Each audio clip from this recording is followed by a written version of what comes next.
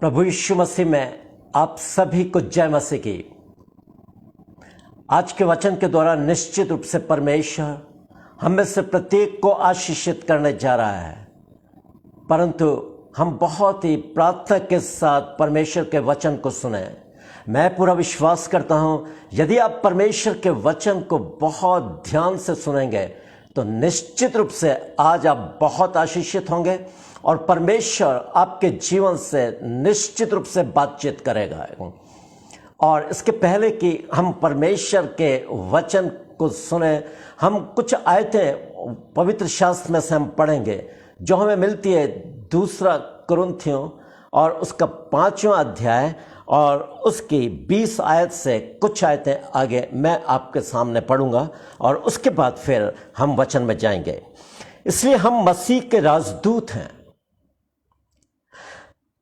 मानो परमेश्वर हमारे द्वारा विनती कर रहा है। हम मसीह की ओर से निवेदन करते हैं कि परमेश्वर के साथ मेल मिलाप कर लो। जो पाप से अज्ञात था उसी को उसने हमारे लिए पाप ठहराया, ताकि हम उसमें होकर परमेश्वर की धार्मिकता बन जाएं। परमेश्वर जीवित और सामर्थी वचन के द्वारा हमसे बातचीत करे और हम में से प्रत्येक को आशीषित करे। यहां पर हम देखते हैं परमेश्वर का वचन कहता है, इसलिए हम मसीह के राजदूत हैं, मानो परमेश्वर हमारे द्वारा विनती कर रहा है। कौन है राजदूत? परमेश्वर के सेवक, जो परमेश्वर की सेवा कर रहे हैं, जो परमेश्वर के लोग हैं, जिन्होंने नया जीवन प्राप्त करके परमेश्वर के घराने में जो उत्पन्न हुए हैं, वे परमेश्वर के राजदूत इस दुनिया में हैं। राजदूत की ड्यूटी होती है कि जो राजा के पास से आए मैसेज को दूसरे देशों में उनके लोगों को देना है। और हमारी ड्यूटी यह है, हमारी सेवा यह है कि हम अपने जीवित और सामर्थ्य परमेश्वर राजा के वचन को इस दुनिया में लोगों तक पहुंचाएं। इसलिए परमेश्वर के लोगों को राजदूत कहा गया है। हम परमेश्वर के राजदूत हैं। और यहां पर फिर आगे लिखा है, हम मसीह की ओर से निवेदन करते हैं कि परमेश्वर के साथ मेल मिलाप कर लो, क्योंकि बिना मेल मिलाप के हम परमेश्वर के राज्य में कभी भी नहीं जा सकते। हमें मेल मिलाप परमेश्वर से करना ही होगा और मेल मिलाप का एक सीधा सा रास्ता परमेश्वर ने आज हमको दिया है। मेल मिलाप के कार्य को जिसने पूरा किया वो है प्रभु यीशु मसीह, जिसने कलवरी के क्रूस पर अपने आप को बलिदान करके और हमारा मेल परमेश्वर से करवाया है। आपको पता है ना, जब प्रभु यीशु मसीह क्रूस पर था, उसने 6ठे वचन में कहा था पूरा हुआ। और जब उसने ये कहा और तब उसने कहा मैं जब पूरा हुआ, जब उसने बोला, उस समय मंदिर का पर्दा नीचे से ऊपर तक फटकर 2 टुकड़े हो गया और अति पवित्र स्थान खुल गया। आज उस अति पवित्र स्थान अर्थात जहां परमेश्वर की उपस्थिति रहती है, वहां पर जाने के अधिकारी उसने अपने लोगों को किया है। किसने किया है? प्रभु यीशु मसीह ने अपने लहू को बहाकर हमारे लिए एक रास्ता खोल दिया ताकि हम परमेश्वर से मेल कर सकें। इफिसियों की पुस्तक के अंदर बिल्कुल स्पष्टता के साथ लिखा है, इफिसियों 2 अध्याय और उसके 12 और 13 में लिखा है, पर अब मसीह यीशु में तुम जो पहले दूर थे, मसीह के लहू के द्वारा निकट हो गए हो, क्योंकि वही हमारा मेल है जिसने दोनों को एक कर दिया और अलग करने वाली दीवार को जो बीच में थी ढा दिया। हमारा मेल कौन है? प्रभु यीशु मसीह। वही हमारा मेल है जिसने दोनों को एक कर दिया। दोनों मतलब परमेश्वर को और हमको। हम पापी होने के कारण हमारा मेल परमेश्वर से नहीं हो सकता था। पाप और परमेश्वर का कोई रिश्ता नहीं। परंतु प्रभु यीशु मसीह ने कलवरी के क्रूस पर अपने लहू को बहाकर हमारे लिए रास्ता खोल दिया, ताकि उसके लहू से शुद्ध होकर हम परमेश्वर से मेल कर सकें। उसका लहू एकमात्र मेरे और आपके लिए एक उपाय है, एक बहुत ही सुंदर उपाय, एक बहुत ही मुफ्त उपाय, एक बहुत ही आसान उपाय, जिसके द्वारा हम परमेश्वर से मिल सकते हैं। यदि उसके लहू के द्वारा हम शुद्ध नहीं हुए तो हमारा मेल आज भी परमेश्वर से नहीं हो सकता, चाहे आप जन्मजात मसीह क्यों ना हो। हमें यीशु के लहू से अपने आप को धोना है। वचन में लिखा है 1 यूहन्ना 7 में, और उसके पुत्र यीशु का लहू हमको हमारे सारे पापों से शुद्ध करता है। यीशु के लहू के द्वारा जो हमारे पापों को शुद्ध करके हमको पवित्रता के मार्ग पर लेके चलता है, हमें उससे शुद्ध होने की आवश्यकता है। और जब हम यीशु के लहू से शुद्ध हो जाते हैं, हमारा मेल परमेश्वर से हो जाता है। और तब इफिसियों की पुस्तक में ऐसे लोगों के लिए लिखा है, अब तुम विदेशी और मुसाफिर नहीं रहे, परंतु पवित्र लोगों के संगी, स्वदेशी और परमेश्वर के घराने के हो गए हो। हम परमेश्वर के घराने के तब हो जाते हैं जब यीशु के लहू से हम शुद्ध होकर नया जीवन प्राप्त करके परमेश्वर की संतान होने का हक प्राप्त करते हैं। आज इसके बाद फिर यहां लिखा है, जो पाप से अज्ञात था उसी को उसने हमारे लिए पाप ठहराया, ताकि हम उसमें होकर परमेश्वर की धार्मिकता बन जाएं। जो पाप से अज्ञात था वो कौन था? प्रभु यीशु मसीह। उसके विषय में पतरस कहता है, न तो उसने पाप किया और न उसके मुंह से कोई छल की बात निकली। यदि आप पहला पतरस उसका 2 अध्याय और 22 आयत से आगे आप पढ़ोगे, वहां पर बिल्कुल ऐसा का ऐसा ही लिखा है, न तो उसने पाप किया और न उसके मुंह से कोई छल की बात निकली। वो गाली सुनकर गाली नहीं देता था और दुख उठाकर किसी को धमकी नहीं देता था, वरन अपने आप को सच्चे न्याय के हाथों में सौंपता था। हालेलुया। परमेश्वर प्रभु यीशु मसीह सचमुच में निष्पाप परमेश्वर का मेमना था, जिसको देखकर यूहन्ना बपतिस्मा देने वाला है, उसको देखकर कहता है, देखो वो परमेश्वर का मेमना जो जगत के पाप उठा ले जाता है। प्रभु यीशु मसीह निष्पाप था, परंतु मेरे और आपके लिए वो पाप बन गया। यहां पर इसलिए लिखा है, जो पाप से अज्ञात था उसी को उसने पाप ठहराया, ताकि हम उसमें होकर परमेश्वर की धार्मिकता बन जाएं। परमेश्वर ने अपने बेटे को पाप ठहराया। क्यों ठहराया? हम पापियों के लिए, संपूर्ण मानव जाति के लोगों के पापों के लिए उसने अपने बेटे को पाप ठहराया है। यशायाह में लिखा ना, यहोवा को यही भाया कि उसे कुचले, उसी ने उसको रोगी कर दिया। जब तू उसका प्राण दोष बलि करे, तब वो अपने वंश को देखने पाएगा और उसके हाथ से यहोवा की इच्छा पूरी हो जाएगी। परमेश्वर, स्वयं परमेश्वर ने अपने प्रिय इकलौते पुत्र को पाप ठहराया, इसलिए ताकि मैं और आप बचा लिए जाएं, ताकि संपूर्ण मानव जाति बचा ली जाए। उसके लहू बहाए जाने के द्वारा हम अपने पापों से शुद्ध होकर परमेश्वर के संतान बन सके। आज एक पापी की प्रॉब्लम यह नहीं है कि उसने कितने भयंकर पाप किए हैं, चाहे उसने दुनिया भर की हत्याएं क्यों ना की हो, चाहे वो एक बड़ा आतंकवादी क्यों ना रहा हो जिसने कई सैकड़ों लोगों को मारा हो, चाहे वो व्यभिचारी और चाहे वो गलत बातों में इन्वॉल्व, चोरी करने वाला, डाका डालने वाला और हत्या करने वाला और तमाम तरह की बुराइयां उस व्यक्ति के अंदर क्यों ना हो, ये उसकी प्रॉब्लम उद्धार पाने के रास्ते में नहीं आती है। उसकी प्रॉब्लम यह है कि वो यीशु के पास आना नहीं चाहता।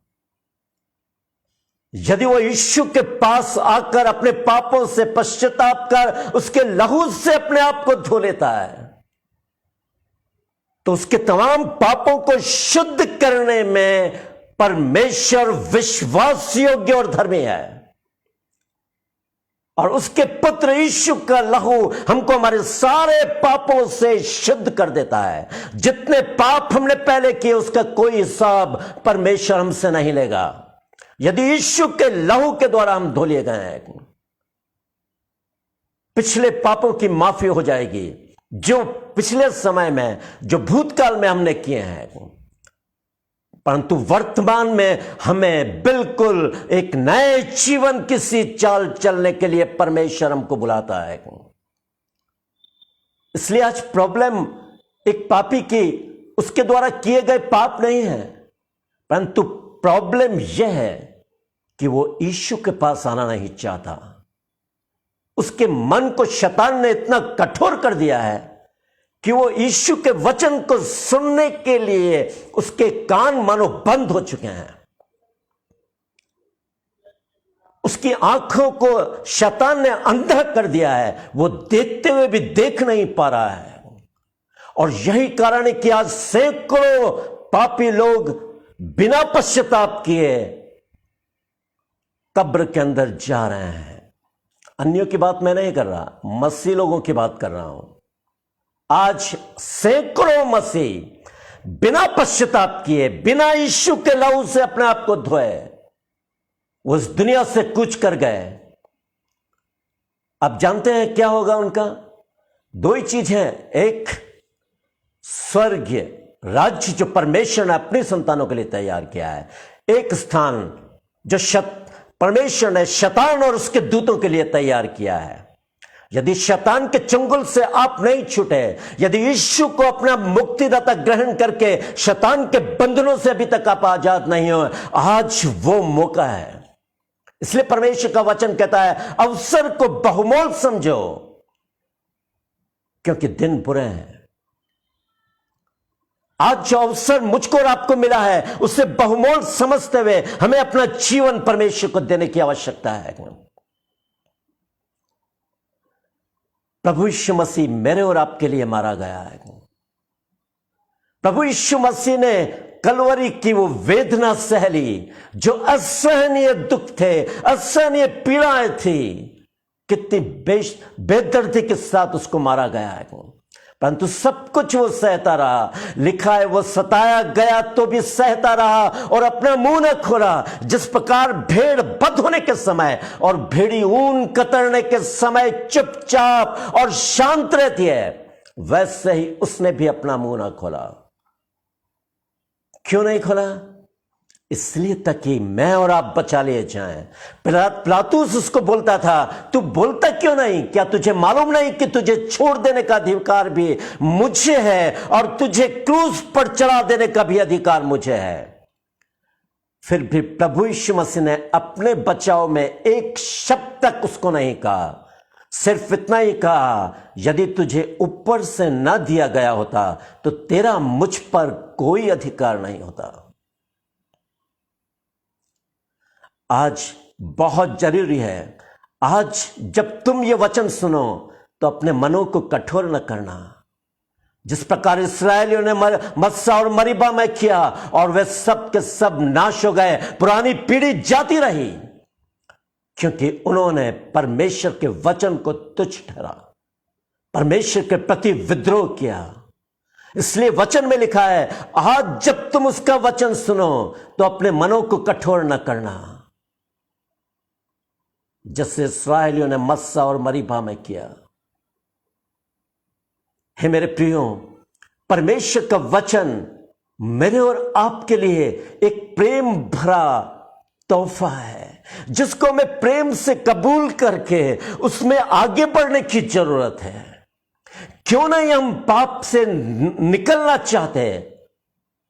आज अधिकांश लोगों की हालत आप जानते हैं किसके समान हो गई है? सूअर के समान हो गई है। सूअर को कितना भी नहला दो, कितना भी धुला दो, मौका पाते ही वो कीचड़ में डुबकी मारता है। वो नहीं चाहता, उसका एक ही निशाना है और वो कीचड़। हमें उस सोच से बाहर निकलने की जरूरत है। शैतान ने सूअर बनाकर आज मनुष्य को रख दिया है। कितनी दुख भरी बात है कि इंसान क्यों नहीं प्रभु यीशु मसीह को पहचान रहा है, क्यों गलत आदतों में वो इन्वॉल्व रहना चाहता है। क्योंकि शैतान की इन बातों में वो एक अलग मजा अप लेता है। कीचड़ में जिस प्रकार सूअर मजा लेता है, वैसे ही आज अधिकांश लोग कीचड़ में फंसे हुए हैं, पाप रूपी कीचड़ में। आज वो समय है जब हमें उसमें से निकलना है। अब जानते हैं, यदि आप उद्धार चाहने के लालसा रखते हैं, एक इच्छा रखते हैं उद्धार पाने की, एक ज्वलंत इच्छा आपके अंदर है कि मैं उद्धार पाना चाहता हूं, मैं प्रभु इन सारी बातों से अलग तेरी इच्छा के अनुसार जीवन व्यतीत करना चाहता हूं, आपको केवल एक सेकंड के अलावा दूसरा सेकंड नहीं लगेगा। मैं आपको बताऊं, वचन इस बात का उदाहरण है। बस केवल इतना करना है, आपको यीशु को जानना होगा। वचन में भी लिखा है, और अनंत जीवन यह है कि वे तुझ अद्वैत सच्चे परमेश्वर को और यीशु मसीह को जिसे तूने भेजा है जाने। आज जानने की जरूरत है किसको? यीशु मसीह को। आज यीशु मसीह से लोग ज्यादा किसको जानते हैं? शैतान को। और यही कारण है कि वो उसमें फंसे हुए हैं। यीशु मसीह को किसने जाना है? मैं आपको बहुत ही सीधा और सिंपल एग्जाम्पल आपको दे रहा हूं। प्रभु यीशु मसीह को क्रूस पर लटका दिया गया और उसके साथ दो कुकर्मी लटकाए गए, एक दाएं और एक बाएं। और प्रभु यीशु मसीह ने जो सबसे, और दोनों कुकर्मी बहुत पहुंचे हुए थे, कई हत्याएं उन्होंने की, उन्होंने कई लोगों को मारा और कुचला, लूटा, डाके डाले, हत्याएं की, व्यभिचार करा, बुरे बुरे काम करे। परंतु जब वो प्रभु यीशु मसीह के साथ क्रूस पर लटकाए गए तो पहले जो कुकर्मी ने उसको क्या बोला? क्या तू मसीह नहीं? तो हमें, तो अपने आप को और हमको बचा। मतलब वो ठट्टों में उड़ा रहा है प्रभु यीशु मसीह को और ठट्टा करके कह रहा है, क्या तू मसीह नहीं? तो अपने आप को और हमको बचा। प्रभु यीशु मसीह ने उसका कोई जवाब नहीं दिया। परंतु दूसरा डाकू जो बराबर प्रभु यीशु मसीह को देख रहा था और उसकी उस पहली निवेदन को जब उसने क्रूस पर एक प्रार्थना के रूप में किया था अपने पिता से, उसको बहुत ध्यान से सुना था और वो सच सोच रहा होगा मैं प्रभु यीशु मसीह का साथ दूं। वो प्रभु यीशु मसीह का साथ देना चाहता था, इसलिए क्योंकि प्रभु यीशु मसीह एक भोले से मनुष्य के समान, एक भोली भेड़ के समान चुपचाप सब सह रहा था। वो बोलता है ये कैसा व्यक्ति है, क्यों इतना सह रहा है? ये गाली, इतने लोग बक रहे हैं, इसका ठट्टा उड़ा रहे हैं, मजाक उड़ा रहे हैं, परंतु ये बोलता क्यों नहीं? परंतु जब प्रभु यीशु मसीह के मुंह से उसने ये आवाज सुनाई, हे पिता इन्हें क्षमा कर, क्योंकि ये जानते नहीं कि क्या कर रहे हैं। आप यकीन करिए वो डाकू आंसुओं के साथ रोने लगा होगा और उसने इस बात का निश्चय कर लिया ये कोई साधारण मनुष्य नहीं है, परंतु ये परमेश्वर है, ये ही परमेश्वर है। उसकी बातों से आपको पता चल जाएगा कि उसने इस बात पर विश्वास किया कि यह परमेश्वर है।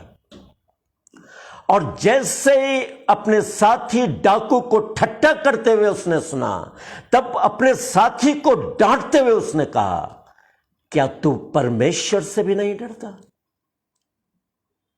पता चल गया ना आपको?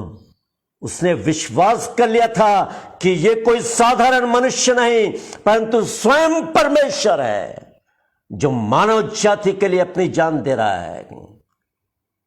इसलिए वो अपने साथी डाकू को कह रहा है, क्या तू परमेश्वर से भी नहीं डरता? हम अपने पापों का सही प्रतिफल पा रहे हैं क्योंकि हमने पाप किया है। पर इसने कौन सा पाप किया? बहुत ही शानदार तरीके से उसने प्रभु यीशु मसीह का साथ दिया। अपने साथी से बातचीत करते हुए, उसको डांटते हुए प्रभु यीशु मसीह का उसने एकदम 100% फेवर कर दिया। उसने इस बात पर विश्वास किया ये परमेश्वर है, और उसने इस बात को मान लिया कि हम पापी हैं, हमको ये सजा मिलनी चाहिए थी, परंतु ये निर्दोष है, इसको ये सजा क्यों दी जा रही है? और तब उसने अपने आंसू बहाते हुए प्रभु यीशु मसीह की ओर देखा, और उसने क्या बोला आपको पता है? हे पिता, हे यीशु, जब तू अपने राज्य में आए तो मेरी सुधि लेना। और वो रोने लगा होगा, उसकी आंखों से आंसू गिरने लगे होंगे, वो रो रहा था। प्रभु यीशु मसीह ने उसकी ओर देखा। आपको मालूम है प्रभु यीशु मसीह ने उसकी बात का जवाब दिया? बिल्कुल दिया, और उससे कहा, मैं तुझसे सच सच कहता हूं, आज ही तू मेरे साथ स्वर्गलोक में होगा। आज ही तू मेरे साथ स्वर्गलोक में होगा। हालेलुया। यह है पश्चाताप अपने पापों से। 1 सेकंड लगा उस डाकू को सिर्फ ये प्रार्थना करने में, हे यीशु, जब तू अपने राज्य में आए तो मेरी सुधि लेना। और रोने लगा वो, और प्रभु ने तुरंत जवाब दिया, मैं तुझसे सच सच कहता हूं, आज ही तू मेरे साथ स्वर्गलोक में होगा। ये है उसके लहू के द्वारा पूरी तरह से पापों से छुटकारा। अब वो डाकू को क्रूस पर कितना ही बेरहमी से रोमी सिपाही क्यों ना मारे, सब सहने के लिए वो तैयार है, क्योंकि अनंत जीवन का भागीदार उसने उसको बना दिया गया है, उसके उद्धारकर्ता ने। अब उसको डर नहीं कि उसको कैसी मौत आएगी, किस प्रकार से वो तड़फेगा, किस प्रकार से उसकी हड्डियां तोड़ी जाएगी, उसको कोई डर नहीं। वो सब कुछ सहने के लिए तैयार है, क्योंकि उसका नाम जीवन की पुस्तक में लिख दिया गया है। हालेलुया। आज परमेश्वर मेरे और आपके जीवन से भी यही चाहता है। यही पश्चाताप वो आज एक पापी के जीवन में देखना चाहता है। उसके आंसुओं को गिरता हुआ देखना चाहता है, उसके पापों से पश्चाताप करते हुए उसको देखना चाहता है। कितना समय लगा? कुछ सेकंड के अंदर उसने अनंत जीवन का भागीदार वो बन गया है।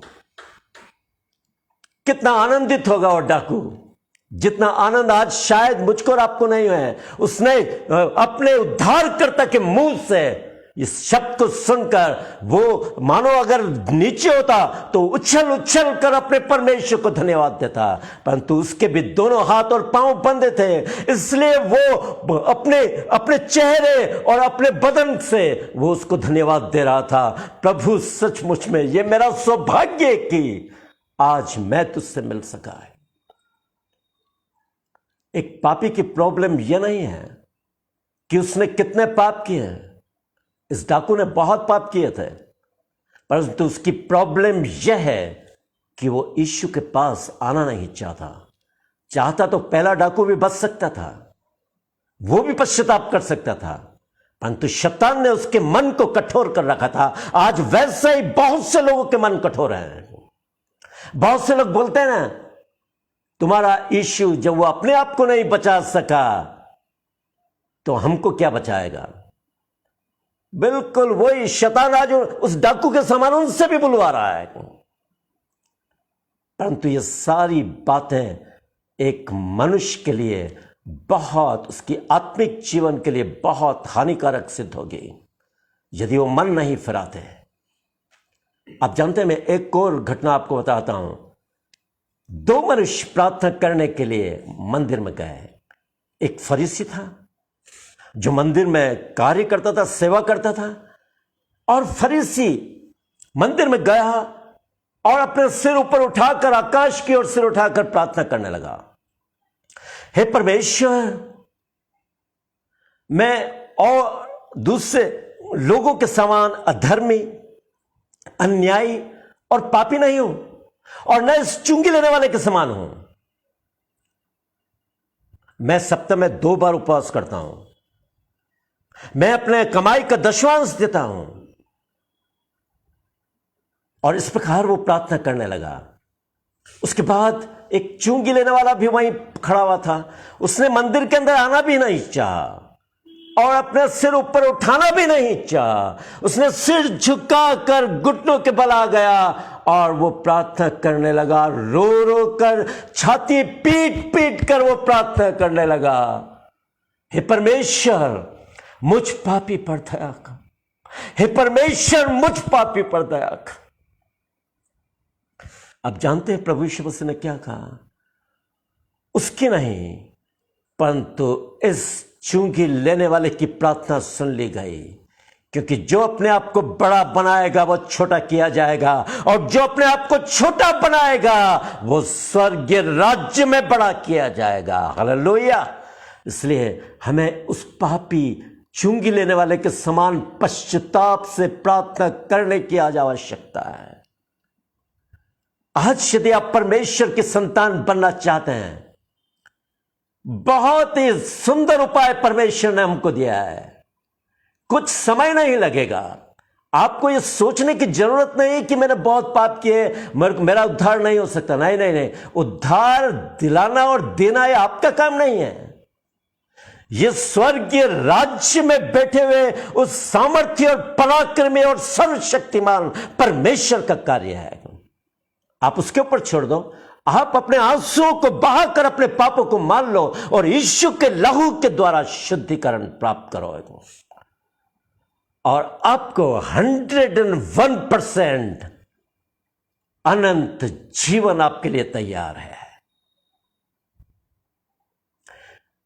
परमेश्वर बहुत दयालु परमेश्वर है। आप जानते हैं प्रभु यीशु मसीह ने इतना कष्ट क्यों सहा? क्यों उसने इतना कलवरी को, दुख को सह लिया? क्यों इतनी क्रूस की वेदना को सहा जो असहनीय थी? उसका कारण मैं और आप हैं। वो अपने आगमन के विषय में अपने उद्देश्य को बताते हुए क्या बोलता है, आपको पता है? वो 2 जन के उद्देश्य को बता रहा है। एक तो शैतान के उद्देश्य को और एक अपने उद्देश्य को। मैं किस लिए आया और शैतान किस लिए आया है। यदि आप यूहन्ना की पुस्तक उसका 10वां अध्याय और 10-11 को पढ़ोगे तो वह बिल्कुल स्पष्टपूर्वक लिखा है, चोर किसी और कार्य के लिए नहीं, केवल चोरी करने, घात करने और नष्ट करने के लिए आता है। परंतु मैं इसलिए आया कि तुम जीवन पाओ और बहुतायत से पाओ। प्रभु यीशु मसीह हमको जीवन देने के लिए आया। किसको जीवन देने के लिए? पापियों को जीवन देने के लिए आया। पापियों को मारने के लिए तो बहुत लोग आए, परंतु पापियों को जीवन देने के लिए एक ही आया है, और वो है सिर्फ प्रभु यीशु मसीह। वही पापों से उद्धार करने वाला है। वो मुझको और आपको जीवन देने के लिए आया है। उसका उद्देश्य जीवन देना है, जीवन लेना नहीं। वो कहता है मैं धर्मियों को नहीं परंतु पापियों को बचाने के लिए आया हूं। हालेलुया। किसी ने कहा है ऐसा? नहीं कहा। आज दिन तक किसी ने नहीं कहा है। सारी धर्म पुस्तकों को उठा लो, किसी ने नहीं कहा।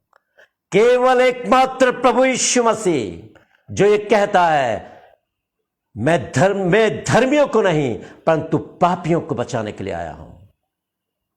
मैं खोए हुओं को ढूंढने और उनका उद्धार करने के लिए आया हूं। परमेश्वर खोए हुओं को ढूंढने आया। प्रभु यीशु मसीह खोए हुओं को ढूंढने आया। कौन आया आज दिन तक खोए हुओं को? किसी ने परवाह नहीं की खोए हुओं की, प्रभु यीशु मसीह ने करी। परमेश्वर ने जगत से ऐसा प्रेम किया कि उसने अपना इकलौता पुत्र दे दिया, ताकि जो कोई उस पर विश्वास करे वो नाश ना हो परंतु अनंत जीवन पाए। मैं आपको एक छोटा सा दृष्टांत आपको देता हूं। आप उस दृष्टांत को बहुत ध्यान से सुनेगा, आपको पूरा सारी चीजें समझ में आ जाएगी। एक मां थी जो अपने बेटे के साथ अपने घर में रहा करती थी। उस मां के बेटे का नाम बैन था।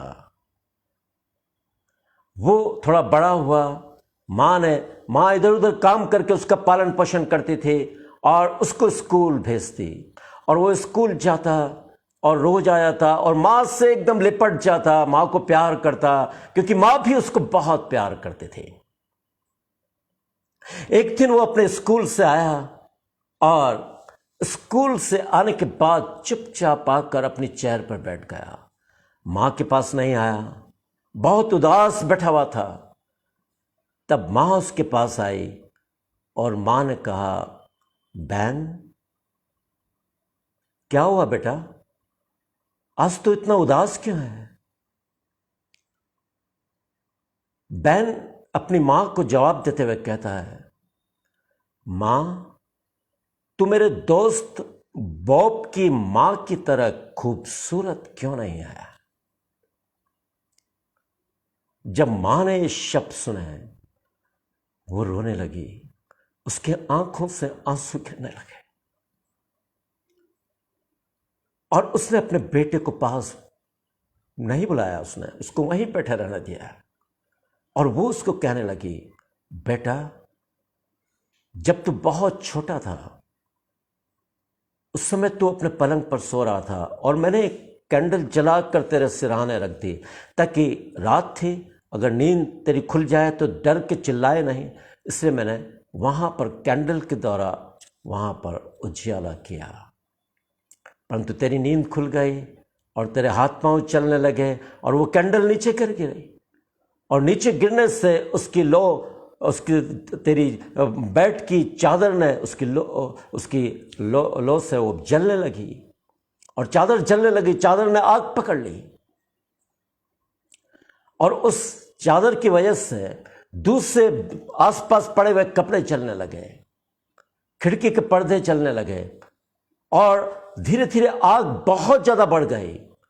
और उसने बोला, मैं किचन में थी, मुझको पता ही नहीं चला, परंतु जब जलने की बदबू आई तो मैं इधर उधर घूमने लगी और मैं तेरे कमरे के पास दौड़ी और जब तेरे कमरे में के सामने में आई तो मैंने देखा तेरा कमरा बहुत ही धू धू करके जल रहा था और लपटों ने तेरे कमरे को चारों ओर से घेर लिया था।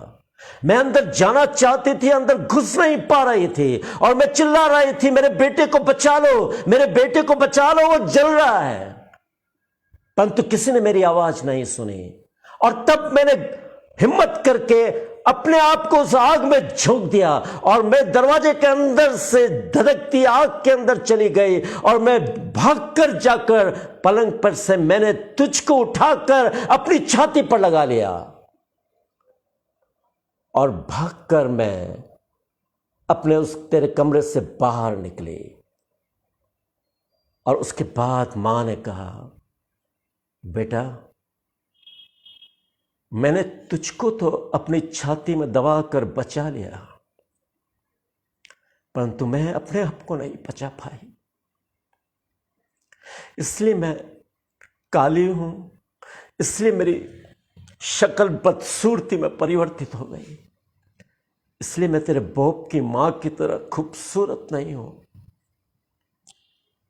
उसने देखा बैन की आंखों में से आंसू निकल रहे थे, वो दौड़कर अपनी मां के पास आया और मां के जले हुए चेहरे को चूमने लगा और मालूम है उसने क्या कहा, मां तू दुनिया की सबसे खूबसूरत मां है, तू मेरी मां है। और वो अपनी मां के छाती से चिपट गया, मां ने उसको अपनी बाहों में भर लिया। गलती बैन की थी, बैन के द्वारा वो कैंडल गिराई गई, परंतु उस बैन को बचाने के लिए उस मां ने कितना बड़ा बलिदान दे दिया। अपने परवाह नहीं करी, अपनी खूबसूरती को बदसूरती में परिवर्तित कर दिया। आज वही बेटा उसको सवाल कर रहा था। आप सोच लीजिए कितना बुरा लगा होगा मां को। एक बार मेरे और आपके उद्धारकर्ता के विषय में भी यही लिखा है। आप जानते हैं, आप यशायाह 52 अध्याय और उसकी 14 आयत को यदि आप पढ़ोगे, वहां लिखा है, जैसा बहुत से लोग उसे देखकर चकित हुए, क्योंकि उसका रूप यहां तक बिगड़ा हुआ था कि मनुष्यों का सा दिखाई नहीं पड़ता था, और उसकी सुंदरता भी आदमियों की सी न रह गई थी। ना तो उसके बाद फिर 53 अध्याय में लिखा है, ना तो उसकी कोई सुंदरता थी कि हम उसको देखते, और ना कोई उसका रूप हमें ऐसा दिखाई पड़ा कि हम उसको चाहते। वो तुच्छ जाना चाहता और मनुष्यों का त्यागा हुआ था। वो दुखी पुरुष था और रोग से उसकी जान पहचान थी, और लोग उससे मुख फेर लेते थे। वो तुच्छ जाना गया और हमने उसका मूल्य न जाना। मेरा और आपका प्रभु सचमुच में मेरे और आपके लिए वो बदसूरत बन गया। उसकी सुंदरता आदमियों की सी न रह गई थी। न तो उसकी कोई सुंदरता थी कि हम उसको देखते, और न ही उसका रूप हमें ऐसा दिखाई पड़ा कि हम उसको चाहते हैं। मेरा और आपका प्रभु हमको बचाने के लिए उसने अपने आप को बदसूरत बना लिया। लोगों ने उसके चेहरे पे थूका, लोगों ने उसके दाढ़ी को नोचा, लोगों ने उसके 39 कोड़ों की मार से उसके बदन को छलनी छलनी कर दिया, लोगों ने उसके सिर पर कांटों का मुकुट डाल दिया, पूरा लहूलुहान हो गया। लोगों ने थप्पड़ मार मार के उसके मुंह को सुझा दिया। लोगों की मार से उसकी आंखें सूज गई थी, आंख और नाक से लहू बह रहा था। उसकी सुंदरता मारो पूरी तरह से लुप्त हो चुकी थी। उसका कारण मेरे और आपके पाप थे। मुझको और आपको जानने की जरूरत है कि वो मेरे और आपके कारण बदसूरत बना है। मेरे और आपके कारण उसके दोनों हाथों और पांवों पर कीलों को उसने ठुकवा लिया, और लहू की धार क्रूस पर से नीचे तक बहने लगी। कलवरी की वो वेदना जो असहनीय थी, कोड़ों की मार जो असहनीय थी, उसने उसको बदसूरत बना दिया था। लोगों के थप्पड़ और घूसों और लाठियों ने उसको पूरी तरह से सुजाकर लहूलुहान कर दिया था। उसकी सुंदरता आदमियों की सी न रह गई थी। लोग उसको देखकर चकित हुए, क्योंकि उसका रूप इतना बिगड़ा हुआ था कि मनुष्य का सा दिखाई नहीं पड़ता था। मुझको और आपको आज जानने की जरूरत है, जब तक हम कलवरी की वेदना का एहसास अपने हृदय में नहीं कर लेते, हम अपने पापों से छुटकारा कभी नहीं प्राप्त कर सकते हैं। कलवरी का वो प्यार जो परमेश्वर और प्रभु यीशु मसीह ने मेरे और आपके लिए दिया है, अपना सब कुछ उसने बलिदान कर दिया। जब तक हम उस प्यार के विषय में मनन नहीं करते, उस प्यार को अपने हृदय में नहीं ले लेते, जब तक कि हमको एहसास नहीं हो जाता कि हम पापी थे, हमारे पापों के लिए मेरा प्रभु मरा। बैन की तरह जब बैन को एहसास हुआ कि मेरी गलती के कारण मेरी मां बदसूरत बन गई, अब जानते हैं बैन रोने लगा, उसकी आंखों से आंसू गिरने लगे। उसने अपनी मां को अपने गले से लगा लिया और चुभने लगा। मां तू दुनिया की सबसे खूबसूरत मां है, मां तू मेरी मां है।